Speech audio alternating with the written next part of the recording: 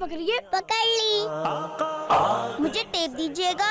1 minute رکیے, ابھی دیتی ہوں. ذرا یہ جھالر تو سیدھی لگوا لوں. آ گئے سرکار, آ گئے سرکار, دیوانوں محبت. ہم یہ سب سجا کیوں رہے ہیں؟ ہم جشن ولادت منا رہے ہیں. جشن ولادت کا کیا مطلب ہے؟ جشن ولادت کا مطلب ہے پیدائشی خوشی منانا. مگر کس کا؟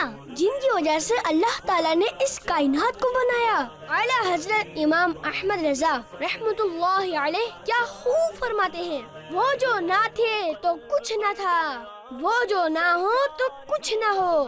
جان ہے وہ جہان کی, جان ہے تو جہان ہے. 12 ربیع الاول ہمارے پیارے اور آخری نبی صلی اللہ علیہ وآلہ وسلم کا یوم ولادت ہے. اس دن اللہ تعالیٰ نے اپنے محبوب صلی اللہ علیہ وآلہ وسلم کو اس دنیا میں بھیجا تھا. اللہ تعالیٰ فرماتا ہے وَأَمَّا بِنِعْمَةِ رَبِّكَ فَحَدِّثْ, اور اپنے رب کی نعمت کا خوب چرچا کرو.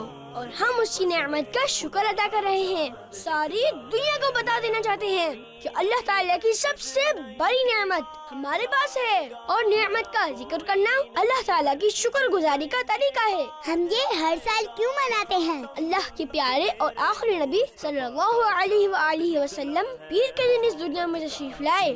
آپ صلی اللہ علیہ وآلہ وسلم ہر پیر کے دن روزہ رکھ کے اپنا میلاد مناتے تھے. کیا ہمیں بھی 12 ربیع الاول والے دن روزہ رکھنا چاہیے؟ بالکل, ہمیں اللہ تعالیٰ کا شکر ادا کرتے ہوئے 12 ربیع الاول کو نفلی روزہ رکھنا چاہیے. سرکار کی آمد, آقا کی آمد. زمانے کو بتا دو مصطفیٰ سے پیار ہے کتنا, زمانے کو بتا دو مصطفیٰ سے پیار. اوہو رائکا, یہ آپ ہیں؟ میں بھی کہوں یہ کیا ہو رہا ہے؟ میں تو کچھ نہیں کر رہی, صرف پلگ لگا رہی تھی. بجلی کے کاموں میں چھوٹے بچے کو بالکل ہاتھ نہیں لگانا چاہیے, اس سے آپ کو کرنٹ بھی لگ سکتا ہے. اوہو, یہ تو میں نے سوچا ہی نہیں.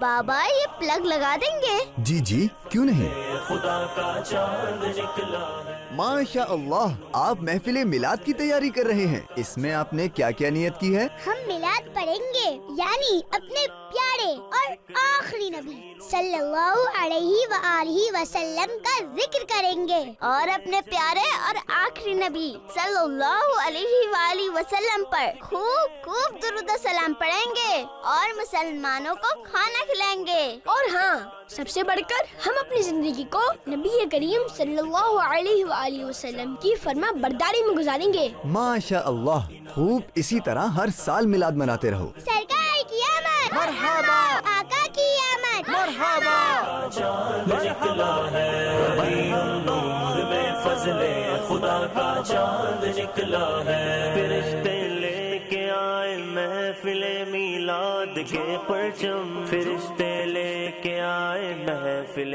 میلاد. بھائی ماشاء اللہ, آپ نے گھر تو بہت اچھا سجایا ہے. جی جی کیوں نہ سجائیں, ہمارے پیارے نبی کا میلاد ہے. اچھے کپڑے پہننے چاہیے, خوب خوب نیاز کرنی چاہیے, لوگوں کو کھانا کھلانا چاہیے. ارے یہ وہی سوٹ ہے نا جو بقرعید پہ پہنا تھا؟ ہاں, تو پرانا پہن کر کیوں آئی ہو؟ میرا سوٹ تو سب سے پیارا لگ رہا ہے. آپ نے جو بات کی ہے لگتا ہے اس سے رامین کی دل آزاری ہوئی ہے. اور قرآن کریم میں اللہ تعالیٰ فرماتا ہے اے ایمان والو, مرد دوسرے مردوں پر نہ ہنسیں, ہو سکتا ہے کہ وہ ان ہنسنے والوں سے بہتر ہوں, اور نہ عورتیں دوسری عورتوں پر ہنسیں, ہو سکتا ہے کہ وہ ان ہنسنے والیوں سے بہتر ہوں, اور آپس میں کسی کو تانا نہ دو. ہم مسلمان ہیں اور ہمیں اللہ و رسول صلی اللہ علیہ وآلہ وسلم نے یہی تعلیم دی ہے. المسلم من سلم المسلمون من لسانہ و یدہ, مسلمان وہ ہے جس کی زبان اور ہاتھ سے دوسرے مسلمان سلامت رہیں. ہمیں کوئی ایسی بات نہیں کرنی چاہیے جس سے کسی کی انسلٹ ہو, کسی کے لباس سے کوئی کمپیریزن کیا جائے, یا پھر کوئی ہماری بات سے کمپلیکس یعنی احساس کمتری کا شکار ہو. رامین سوری، میں نے سب کے سامنے آپ کی دل آزاری کی. میں سب کے سامنے آپ سے معافی مانگتی ہوں. مجھے معاف کر دیجیے. انجانے میں آپ کا دل دکھا بیٹھی. پیارے بچوں، آپ بھی اس بات کا خیال رکھیں کہ آپ کی ذات سے دوسرے مسلمان کو کوئی تکلیف نہ پہنچے. عید میلاد النبی صلی اللہ علیہ وآلہ وسلم منائیے عقیدت و احترام کے ساتھ، جس سے کسی مسلمان کو تکلیف نہ پہنچے. فل والیوم کے ساتھ نعت نہیں سنیں. راستے بند نہیں کیجیے. چوری کی بجلی سے چراغاں نہیں کیجیے. نبی کریم صلی اللہ علیہ وآلہ وسلم کی بارگاہ میں خوب خوب درود و سلام کے نذرانے پیش کیجیے. بچیاں اپنے گھروں میں میلاد کی محفل کریں. خوب خوب نیاز کیجیے اور خوب عقیدت اور احترام کے ساتھ عید میلاد النبی صلی اللہ علیہ وآلہ وسلم منائیے. کنیز فاطمہ اچھی بچی، کنیز فاطمہ.